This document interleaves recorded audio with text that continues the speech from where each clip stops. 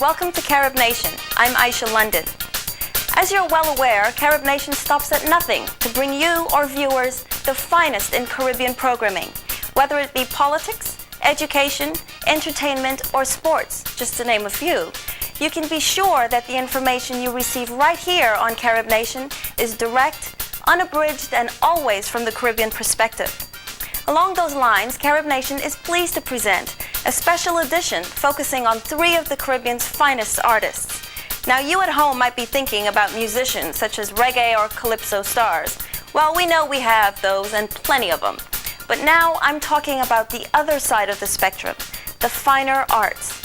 And on today's show, we have 3 of the Caribbean's most admired.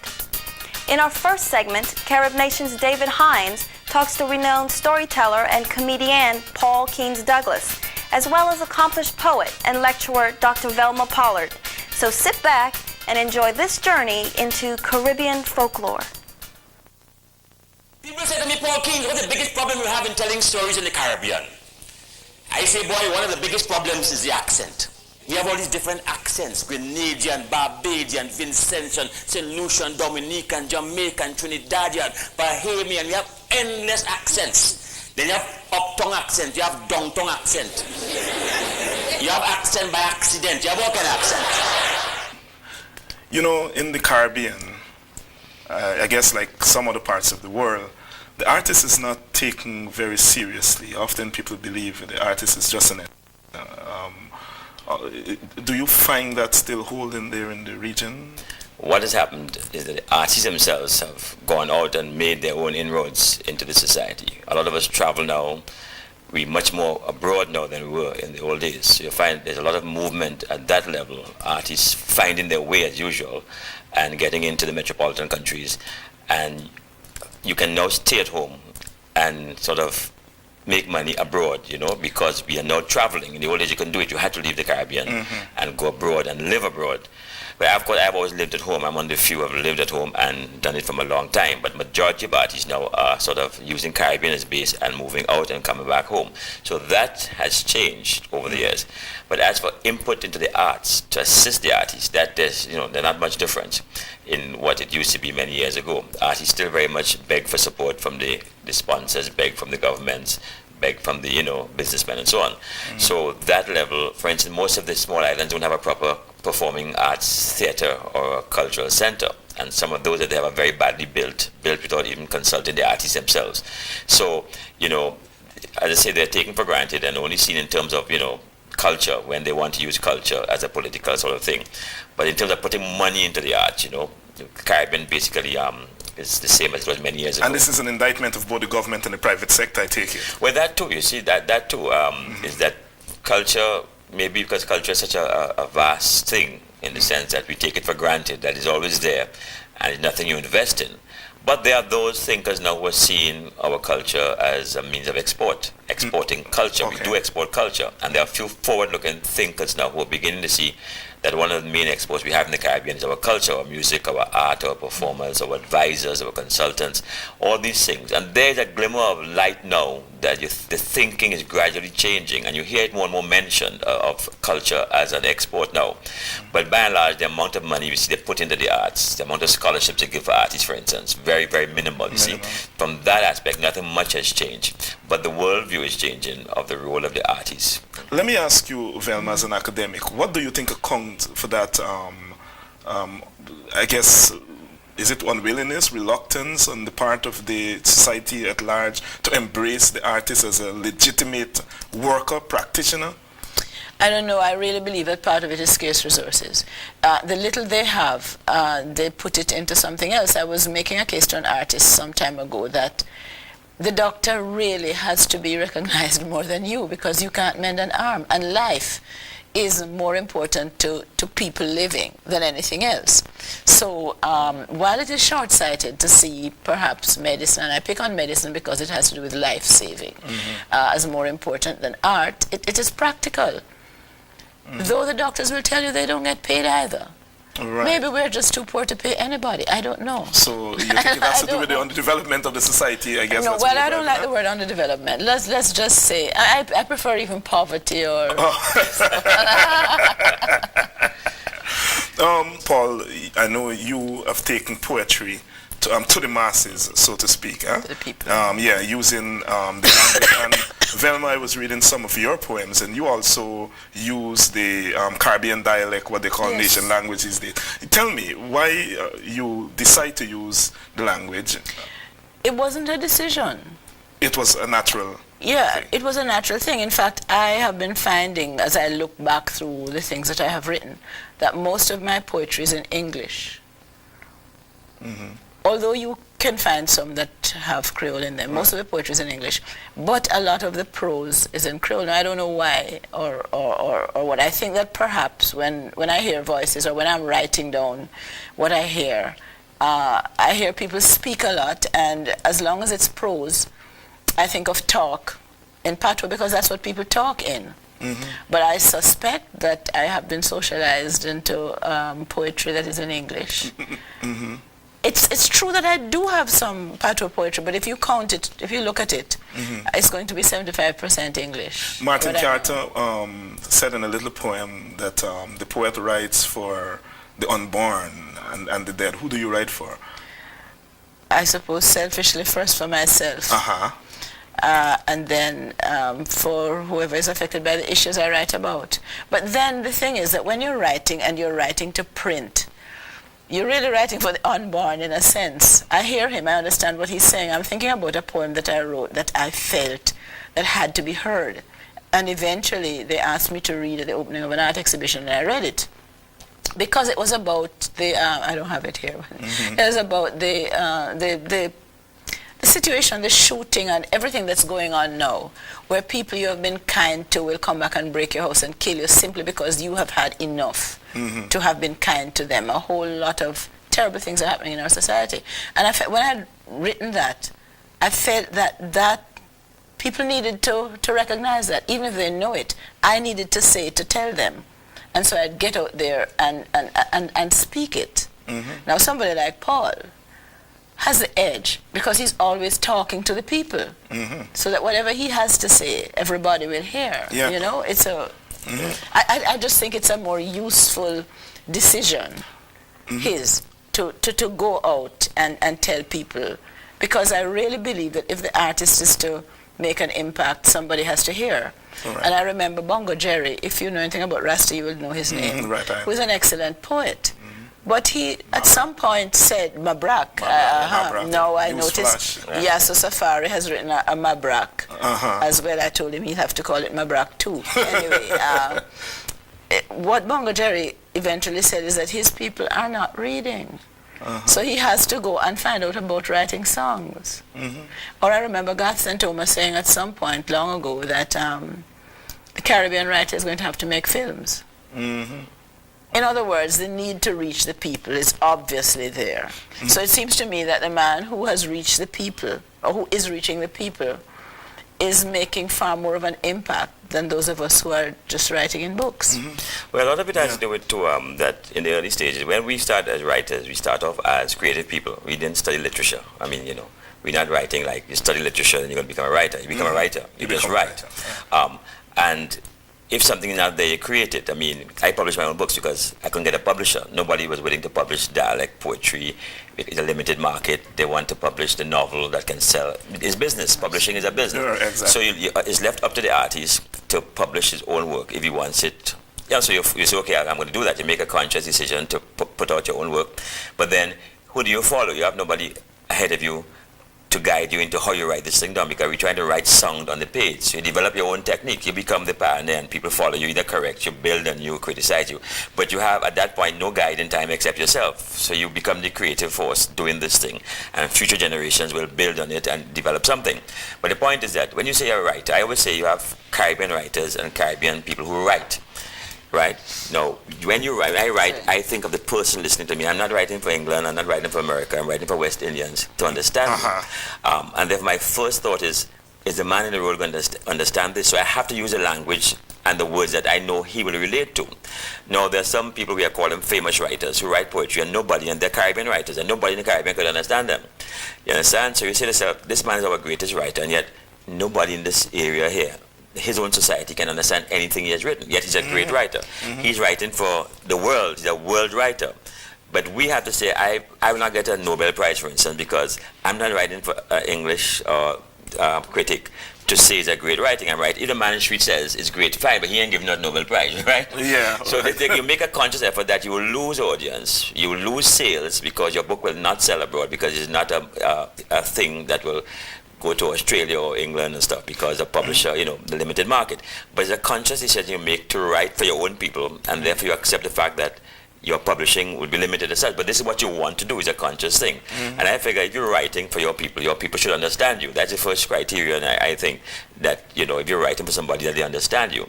And therefore you're very conscious of who your audience. When I write, I can almost see the audience responding to it. And I laugh along sometimes with what I'm writing because I'm almost getting the joke. And if it works for me when I'm writing, it will work for them.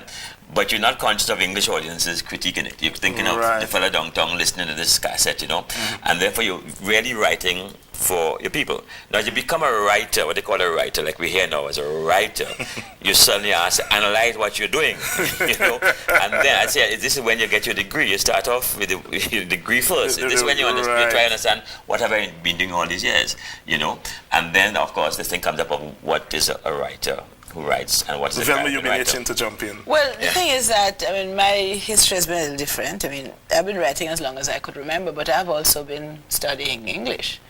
And I want to make the point, though, that I think that the whole notion of talking to the society, this orality, is really quite different from the scribal thing. And from the time you write and you think about it first as something in a book, it's a different audience. The Caribbean does not have a reading audience.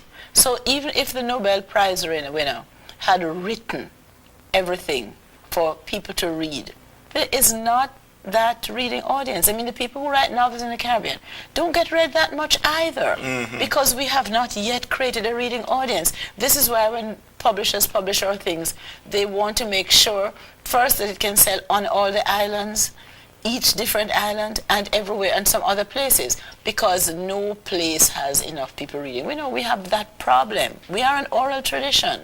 Exactly. So that if you go out there to talk to the people, they will hear you. But if you are going to put it in a book, you have a serious problem. So it seems to me that whether the person who is going to get the Nobel Prize wrote highfalutin stuff or simple stuff, he would probably not get read, because reading is not one of the things that we do a lot of. We talk. So yes, okay, but a lot of it has to do with how when you the writer write, what is in your mind. That's what I'm trying to say. So that as far as when I was writing for those people to understand. You're not considering whether they're reading you or not. The creative man doesn't consider whether the person is reading the book. At the moment, he's creating. It's afterwards the question. In other words, if I start off like being, as you say, trained in literature and in publishing, my first thought would be, this thing can't sell because these people don't read. So that's why I'm saying we started the other end. You want to talk to the people. But write for the people. We're not considering whether people... No, that question never enters your mind whether the people can read. That's an academic understanding later on here, but people don't read. The creative man doesn't stop to ask people to read. He creates and wants to write a book. Right. But that question comes afterwards. You didn't write first, you spoke first. And this is a point I'm making, that you go and you talk to the people, and this is very important. After they have heard you, they will probably go and read your stuff. Yeah, but no, my point is that the motivating factor when you write is that you want to write about the question of whether people read. You see, as I'm saying, after you've got your degree and you come now to this point, you ask, what have I done? Then you say, I've written books. Then you say, but people don't really read those books. But that question, if that question arose first, you might never write. It's my point. You might just speak. You might never go put the thing. Paul, you're unique in the sense that when you came on the scene in 1970s in terms of recording your poetry, you took the Caribbean by storm, because I think what you did is you took their own experiences and give it back to them in their own language.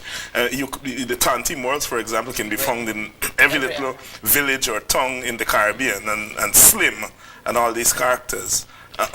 So the point I'm driving at here is that you took a leap in a way that other artists didn't do. Well, again, it is that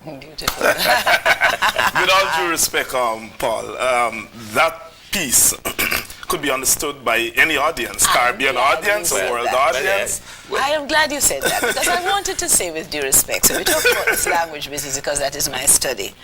I do not know to what extent it's a conscious effort, and I'm sure it is not, because you're talking the way you would talk in the Caribbean. But it is not true that your talk is without a whole lot of English. I heard some tenses there in that poem, but now that I've been asked to listen to it closely, or now that I haven't listened, no. It has everything. Yes, but it is along the whole, everybody's talk is in there, but in such a way too that everybody else can understand it. And I know you don't do it on purpose, because it's something that Olivecina does a lot too. She writes a lot of dialect, but everybody can, a lot of Creole, I must call Creole. I mean Creole, I don't mean dialect, because dialect means something else. Right. I mean the Creole. But what these people do, and I'm using these people, they either select or intuitively use the main markers of Creole or non-standard speech, like the unmarked verb. He didn't mark most of those verbs, but it didn't matter, because there were other things there indicating time. If you take any one feature of this Creole language and use it, it makes what you're saying Creole, absolutely. But it is also comprehensible, because you're using that one feature. You're not going into conservative Creole, which most people can't understand. But see, there's a variety within the art form, because we do different styles. You see, there's different styles in the creative with the dialect, and there are different structures you use. Of course, the artist that you say, okay, you ask me to do a piece, and I have to select the piece that was, I'm thinking now not of Caribbean audience, but of I hear you. And you have to bridge, you see, so but that piece is very popular in the Caribbean too. It's a great piece. But it can trans every level. It can transcend every level. Velma, I take your point. Yeah, I mean, Caribbean people ought not to cede English, standard English to somebody else. I mean, we've made a tremendous contribution to the English language. No, and we use English and the other languages. Yeah, important. But you see, the point I'm making with them is that I've always said, in the writing, that if I had to become a critic of the thing, there are certain things that I would have to look at as a critic, being a performer. And one would be, how does the poem adapt to different audiences? What change you can have to make? Because you have to make conscious changes, unconscious, automatically. You go on the stage, the audience changes. Your whole mode, it's like a computer, your whole mode changes because you see children in the front. It's an automatic thing. Your mind just adjusts the piece to suit the children. And sometimes, to critique a piece, maybe you have to say, how well can this piece be adjusted to different audiences? So it can only work at one level of audience, you see? Right.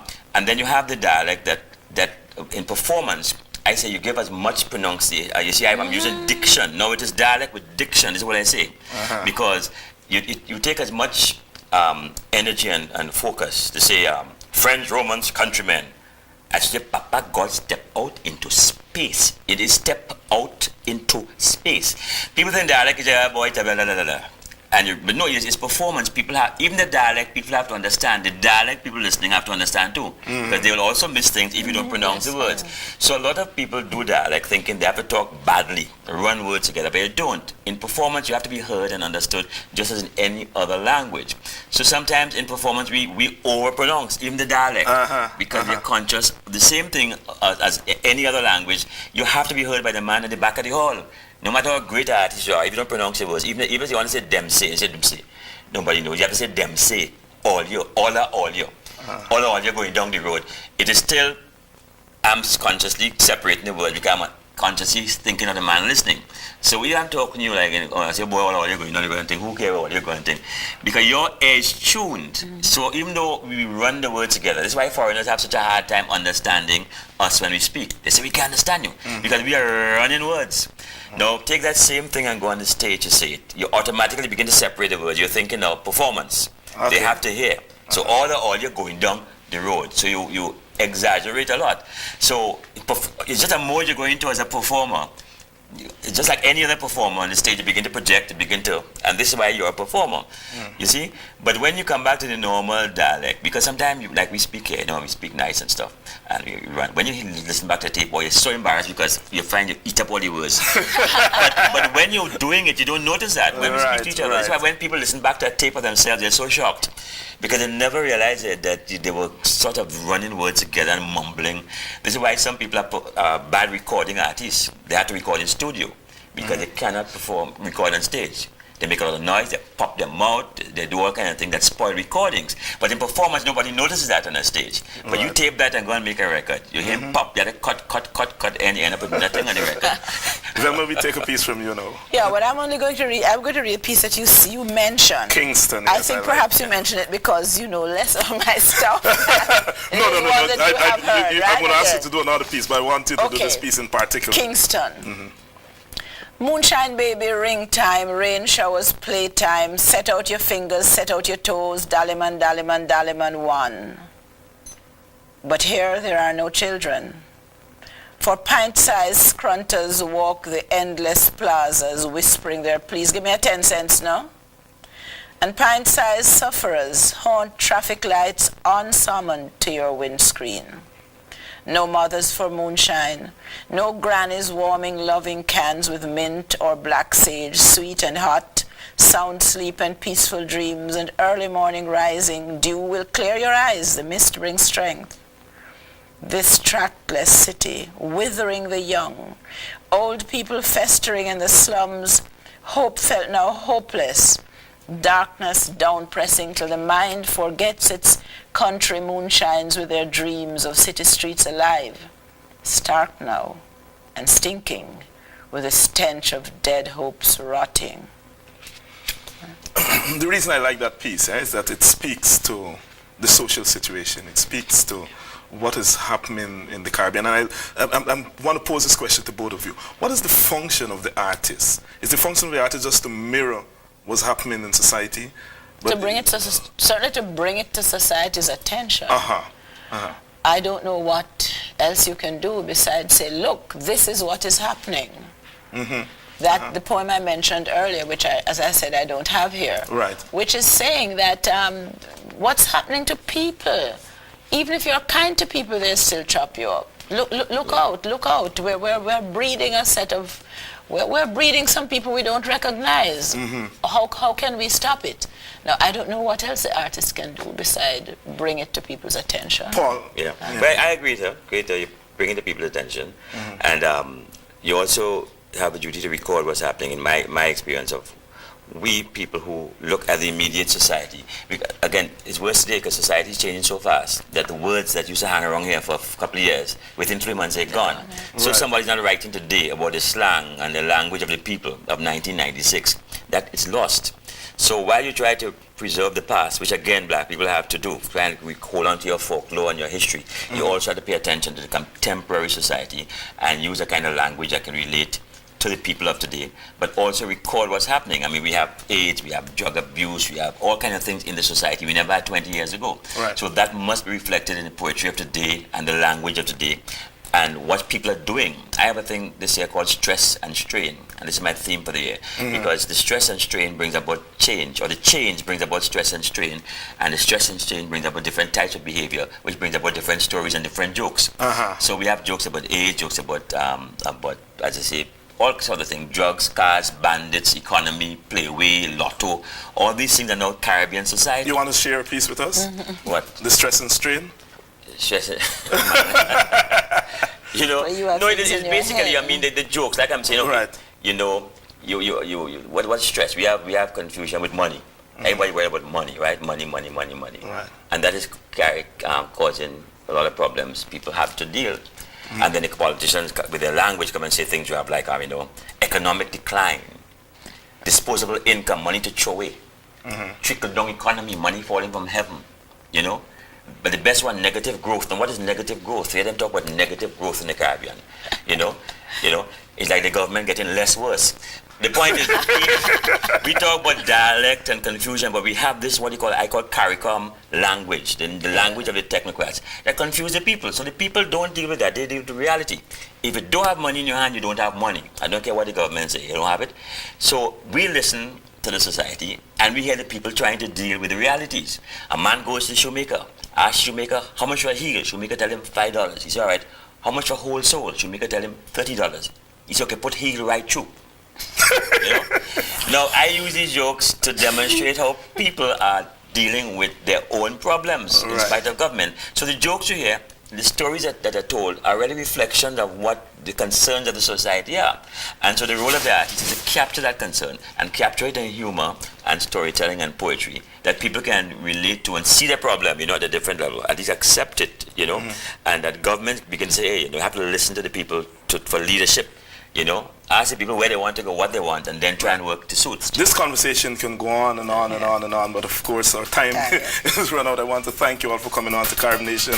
Velma Pollard, thank you very much. And Paul Kingsdouglas, thanks very much. Hope you come back whenever you Yes, we'll be back. Come back on to the program. We can have a more extensive discussion.